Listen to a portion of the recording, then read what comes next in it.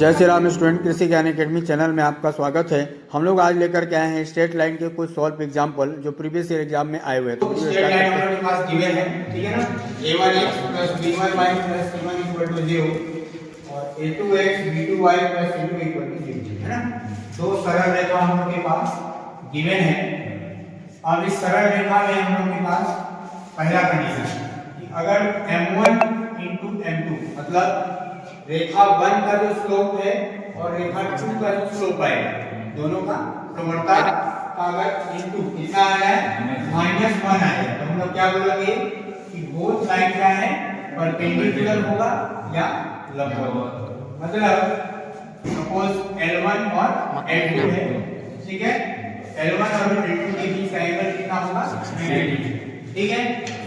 दूसरा है अगर दोनों का जो स्लोप है या ढाल है m1 = m2, दोनों इक्वल आ जाएगा, उस केस में बोलेंगे कि दोनों लाइन क्या है पैरेलल है या समांतर, ठीक है।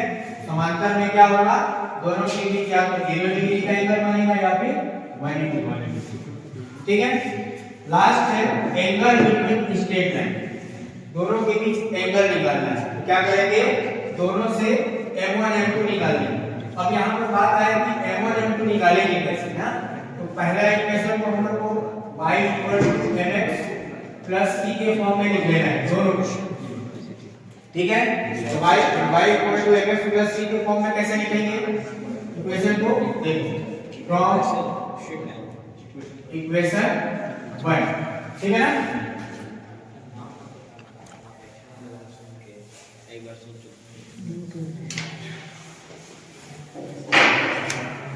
इक्वेशन 1 से हम लोग लिख सकते हैं, देखो क्या b1y = क्या हो जाएगा -a1x -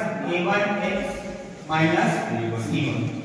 y वाले का को यहीं छोड़ो, बाकी वाले का को उधर ले, ठीक है। क्या मिल जाएगा, y की वैल्यू निकालना है तो b1 को ट्रांसफर कर देते हैं, तो -a1/b1 x - c1/b1। अब इसका जो है कंपेयर कर लेंगे हम लोग इससे। तो क्योंकि पहला वाला इक्वेशन है इसलिए m1 बोल देंगे, क्या हो गया -a1/b1, या गया हम लोग का m1। ये हो गया इक्वेशन 1। सेम वैसे ही फ्रॉम इक्वेशन 2, है ना। दूसरे समीकरण से क्या हो जाएगा, सेम वैसे ही क्या निकाल लेंगे, b2y =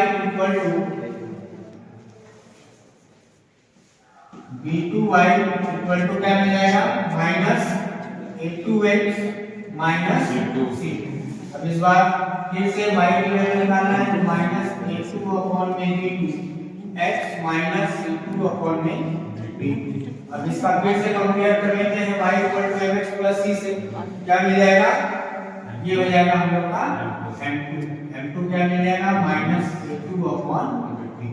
तो इस तरीके से हम लोग दोनों लाइन से m1 और m2 निकालते हैं। अब यहाँ पर जब एंगल निकालने के बाद होगा तो m1 और ये सिंबल है जो हम लोग का कौन सा है, ये डिसाइड करता है कि m1 बड़ा है कि m2 बड़ा है, ठीक है। m1 m2 निकालने के बाद चेक कर लेंगे जो बड़ा होगा, तो यहाँ पे ऐसा ही लेंगे। सपोज m1 बड़ा है तो फॉर्मूला हो जाएगा m1 - m2/1 + m1 * ठीक है, तो फॉर्मूले हो गए। अब हम लोग स्टार्ट करते हैं कुछ एग्जांपल्स और उसके सॉल्यूशन को देखते हैं। तो ये क्वेश्चन दिया था, prove that the angle between straight line, तो स्ट्रेट लाइन दिया हुआ है, ठीक है, उसके बीच का एंगल बोल रहा है कितना, ठीक। हम लोग कल फॉर्मूला देख चुके थे, क्या था कि जो भी इक्वेशन है a1x + b1y + c1 = 0 और a2x + b2y + c2 = 0, इस दो फॉर्म में इक्वेशन को पहले लाना है, ठीक है। तो सबसे पहले जो पहला वाला इक्वेशन है उसको देख लेते हैं। क्या कर लेते हैं, नीचे में एलसीएम ले लेते हैं, ठीक है। ए बी आ जाएगा एलसीएम, बी आ जाएगा x के पास dx - a + ay = में 1, ठीक है। ए बी को उधर ट्रांसफर कर लेते हैं, क्या आ जाएगा dx + ay = ab। अब इस इक्वेशन को हम लोग किस फॉर्म में लिखना है भाई? y equal to mx plus c इस फॉर्म में लिखना है, ठीक है ना? जी सर। तो क्या कर लेते हैं, ए वाई इक्वल टू क्या आ जाएगा, ये उधर ट्रांसफर होगा minus B X plus A B. Y की वैल्यू चाहिए तो वाई इक्वल टू आ जाएगा minus B by A X plus A B upon में ए कैंसिल हो जाएगा, क्या मिल जाएगा हम लोग को, Y equal to minus B by A X plus B, equation 1, ठीक। अब यहाँ पर डायरेक्टली हम लोग m1 निकाल सकते हैं, ठीक है। m1 क्या हो जाएगा हम लोग का, माइनस बी बाई ए, यहाँ लिख लेना कंपेयरिंग इक्वेशन 1 है ना with respect with standard equation of state level, ठीक है। नाउ जो नेक्स्ट इक्वेशन दिया था उसको लेकर के चलते हैं फिर से। तो फिर से ए बी हम लोग का क्या हो जाएगा, एलसीएम आ जाएगा, इस बार फिर से bx आ जाएगा, bx minus ay equal to में ab, ठीक है। ट्रांसफर कर लेते हैं, bx minus ay equal to आ जाएगा क्या, a, है ना। और ay चाहिए हम लोग, इसको उधर ट्रांसफर कर लेते हैं, ay इक्वल टू आ जाएगा क्या, bx माइनस ab होगा। y चाहिए तो y equal to b by A x minus a B upon a, ये मिल जाएगा क्या, y equal to b by A x minus b, equation 2। अब इस इक्वेशन का फिर से कंपेयर कर लेंगे स्टैंडर्ड इक्वेशन से, तो इस बार m2 निकल जाएगा, m2 हो जाएगा हम लोग का क्या, b बाई ए, ठीक है। m1 m2 हमको मिल गया। अब जो एंगल का फॉर्मूला था क्या जानते हैं हम लोग, tan थीटा इक्वल टू क्या होता है, m1 माइनस m2 अपॉन में 1 प्लस m1 इनटू m2, इस फॉर्मूले में मान रख लेते हैं, ठीक है। वहां रखेंगे तो क्या मिल जाएगा, tan theta equal to m1 तो minus b by a minus b by a और अपॉन में 1 plus minus b by a और इनटू में b बाई ए, ठीक है। ऊपर से एलसीएम ले लेते हैं, क्या आ जाएगा एलसीएम, ए एलसीएम आ जाएगा, यहाँ हो जाएगा माइनस b माइनस b, नीचे एलसीएम ले लेते हैं क्या, a होगा, a स्क्वायर एलसीएम आएगा तो क्या मिलेगा, a square minus b square, एक कैंसिल, ठीक, और एक ऊपर आ जाएगा और ये माइनस 2b पहले से, क्या मिल जाएगा हम लोग को, tan theta equal to minus 2ab upon में a square minus b square, नीचे से माइनस कॉमन ले लेते हैं तो क्या मिल जाएगा, 2ab अपॉन में b square minus a square minus minus cancel, तो थीटा इक्वल टू मिल जाएगा tan इनवर्स 2ab अपॉन में b square minus a square. ये हम लोग को प्रूव करना था, ठीक है। इंपॉर्टेंट क्वेश्चन है, पेपर में आ चुका है, ठीक है। ऊपर वाला क्वेश्चन परपेंडिकुलर का है और नीचे वाला पैरेलल का, ठीक है। Prove that the lines are perpendicular, सिद्ध कीजिए कि दिए गए सरल रेखा क्या है, लंबवत है, और नीचे वाला prove that the lines are parallel, मतलब सिद्ध कीजिए कि दोनों रेखाएं क्या हैं, समांतर, ठीक है। अभी जो हम लोग केस लेंगे क्या, परपेंडिकुलर के लिए क्या होना चाहिए, m1 m2 जो है -1 के इक्वल, और पैरेलल के लिए m1 m2, ये हो गया पैरेलल, ठीक है। और परपेंडिकुलर के लिए तो एक चीज हम बताएं कि इसमें क्या है कि जो परपेंडिकुलर वाला होगा ना, उसका एक शॉर्टकट ट्रिक है जो कॉम्पिटिटिव एग्जाम देते हैं उनके लिए हम बता दें, रेलवे वाला क्वेश्चन पूछता है ना। तो उसमें क्या होता है कि यहां से देख करके समझ जाना, जो एक्स वाई का कोएफिशिएंट है ना, अगर एक दूसरे के अपोजिट है और माइनस साइन के साथ है, ठीक है, अपोजिट है और माइनस साइन के साथ। जैसे देखो यहाँ पर x का कोएफिशिएंट 3 है, वो किसका बन गया है, y का बन गया है विद अपोजिट साइन, ठीक है। वैसे ही ये देखो, ठीक, तो क्या होगा, ये परपेंडिकुलर हो गया, तो कंफर्म है, ठीक है। निकाल के देख लेते हैं। तो सबसे पहले क्या करना पड़ेगा, y = mx + c वाले फॉर्म में लाना पड़ेगा हम लोग को, ठीक है। तो क्या कर लेते हैं, इस इक्वेशन से y की वैल्यू निकाल लेते हैं। 3y = क्या हो जाएगा, 4x - 8 होगा। y की वैल्यू चाहिए तो y = 4/3x - 8/3। कंपेयर करेंगे, m1 हम लोग का आ जाएगा क्या, 4/3। सेम ऐसे ही सेकेंड वाला लाइन, ठीक है। सेकेंड वाली लाइन में फिर y की वैल्यू निकाल लेते हैं। तो 4y = क्या मिल जाएगा, -3x और -5 होगा। y की वैल्यू चाहिए तो y = -3/4x - 5/4। कंपेयर कर लेंगे तो ये हो जाएगा हम लोग का क्या, m2 हो गया। अब परपेंडिकुलर प्रूफ करना है तो क्या करना पड़ेगा भाई, इंटू करना, m1 * m2। m1 की वैल्यू है 4/3 और m2 दिया है क्या, -3/4। कैंसिल हो गया, क्या बच गया, -1।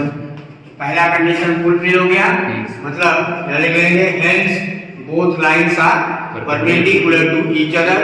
दिए गए दोनों सरल रेखाएं क्या है, परस्पर लंबवत, ठीक है। 18y = 8, prove that the lines are parallel, है ना। प्रूव करना है कि दोनों लाइन क्या है, पैरेलल है या समांतर, ठीक। फिर से वही करते हैं, क्या, पहला वाला इक्वेशन से यहाँ लिख लेंगे, from equation 1 we can write 3y = क्या हो जाएगा, -2x + 7। y की वैल्यू चाहिए तो y = -2/3x + 7/3। कंपेयर कर लेंगे इसका इस इक्वेशन से, क्या मिल जाएगा, m1 = -2/3। ओके, नाउ अब फ्रॉम इक्वेशन 2 क्या मिल जाएगा, 18y = -12x + 8। 18 को ट्रांसफर कर दो तो y = -12/18 x + 8/12। ये 6 × 18 6 × 12, ये हो जाएगा -2/3 x प्लस, ये भी काट सकते हो, 4 × 2 = 8 4 × 3 = 12 2/3। हालांकि उसका तो हमको जरूरत है ना। फिर इसका कंपेयर कर लेंगे, क्या मिल जाएगा भाई, m2 क्या मिल जाएगा, -2/3।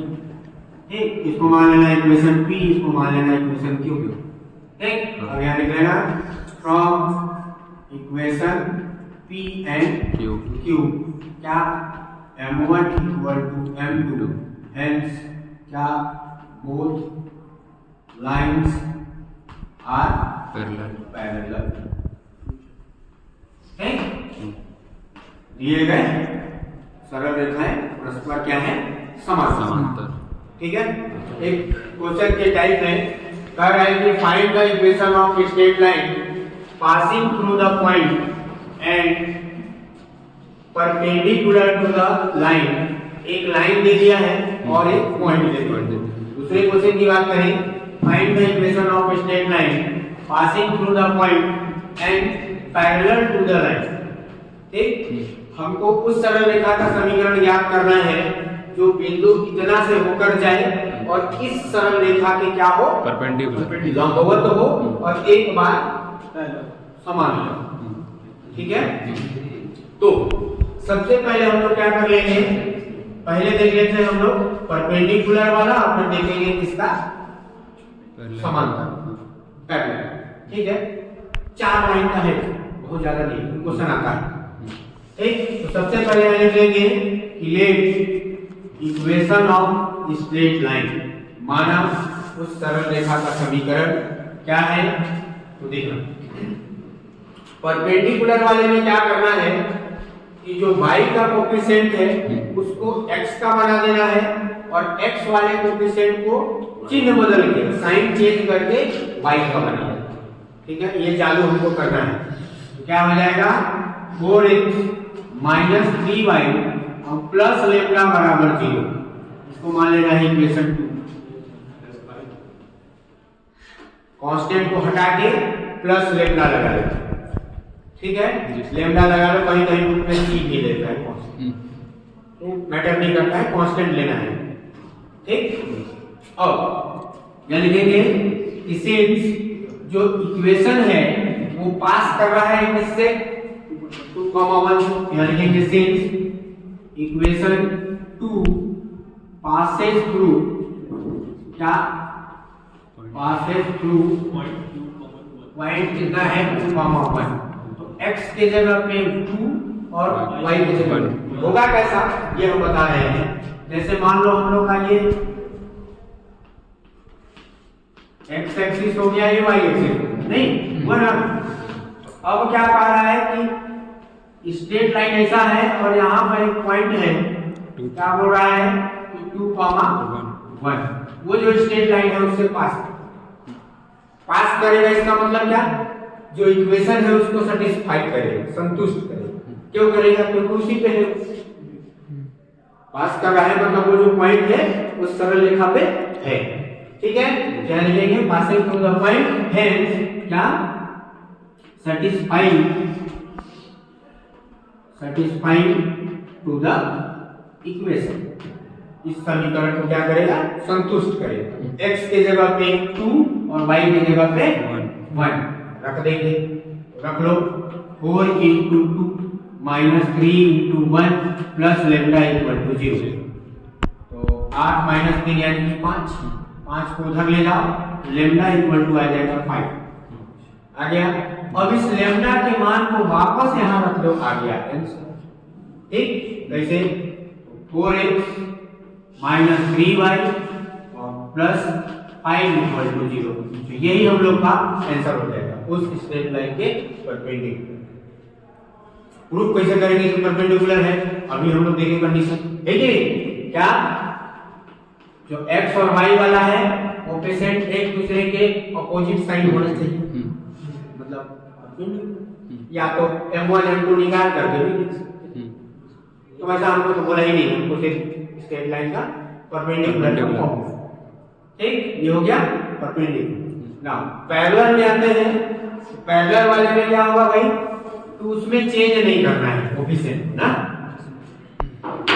उसमें क्या करना है, जो इक्वेशन दिया है यहाँ पर फिर से यूज कर लेंगे कि इक्वेशन ऑफ स्ट्रेट लाइन क्या x plus 4y plus lambda equal to 0। ठीक है, मान लिया कि इस सरल रेखा के समांतर रेखा का समीकरण क्या है, ये है।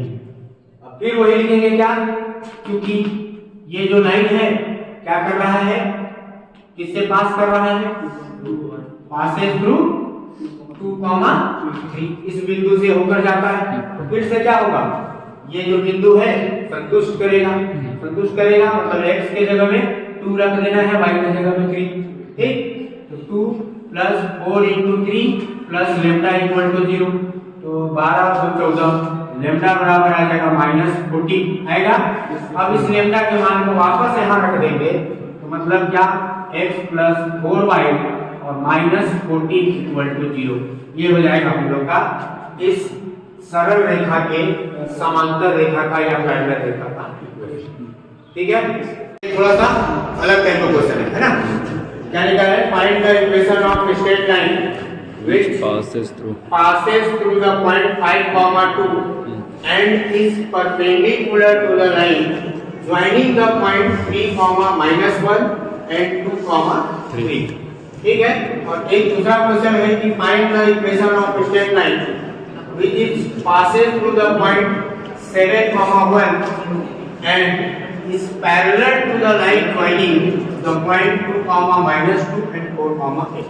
ठीक है, एक क्या है परपेंडिकुलर और एक पैरेलल। क्या कह रहा है, उस सरल रेखा का समीकरण ज्ञात कीजिए जो बिंदु 5,-1 5,2 से होकर जाती है तथा बिंदुओं 3,-1 और 2,3 को मिलाने वाली रेखाखंड के लंबवत। ठीक है। और दूसरा है कि उस सरल रेखा का समीकरण ज्ञात कीजिए जो बिंदु 7,1 से होकर जाती है और बिंदुओं 2,-2 और 4,8 को मिलाने वाले रेखाखंड के समान। ठीक। तो हम लोग याद करें कि 2 पॉइंट अगर हम लोग के पास गिवन रहता था क्या क्या, सपोज ए और बी दिया है, सपोज इसका x1 y1 है और इसका क्या मान लें x2 y2 है, तो इन दो बिंदुओं से होकर जाने वाले सरल रेखा का समीकरण कल हम लोग पढ़े हैं, है ना, क्या था y minus y1 equal to y2 minus y1 और x2 माइनस x1 और इनटू में x माइनस x। ठीक है, लिख लेंगे we know that equation of straight line which is passing through the x1 y1 and x2 y2 दो बिंदुओं से होकर जाने वाली सरल रेखा का समीकरण। एक समीकरण हमको मिल जाएगा और एक बिंदु दिया है, अभी जो पिछला क्वेश्चन बनाया है सेम वैसा हो जाएगा। एक बिंदु से गुजर रहा है और इस रेखा में क्या है लंबवत, नहीं बन जाएगा? बन जाएगा। मान रख लेते हैं यहाँ पर क्या जाएगा भाई बताइए, y1 क्या है यहाँ पर देख रहे हैं ना इसको, ये हो गया हम लोग का x1 y1 और ये x2 y2, तो y1 क्या हो गया -1 माइनस प्लस 1 हो जाएगा। इधर y2 क्या है 3 माइनस प्लस 1 बटे में x2 कितना है 2 माइनस x1 है 3, ठीक है, और x माइनस x1 यानी कि 3। सॉल्व कर लेते हैं इसको, क्या मिल जाएगा y प्लस 1, यहाँ 4 बटे में -1 x माइनस 3, -1 को इधर ट्रांसफर कर लेते हैं, क्या मिल जाएगा -y माइनस 1 और 4 का मल्टीप्लाई उधर कर दो 4x माइनस 2x हो गया। हमको क्या चाहिए रहता है y की वैल्यू, इक्वेशन है ना, या फिर सबको उधर ट्रांसफर कर देते हैं, क्या मिल जाएगा 4x और माइनस उधर जाएगा तो y और ये उधर जाएगा तो प्लस -11 से क्या कितना बनेगा -11 इक्वल टू 0 इक्वेशन 1। ठीक, अब हम लोग लिखेंगे equation of a straight line which passes क्या 5 which is परपेंडिकुलर, यही बोला है ना जी sir, perpendicular to the line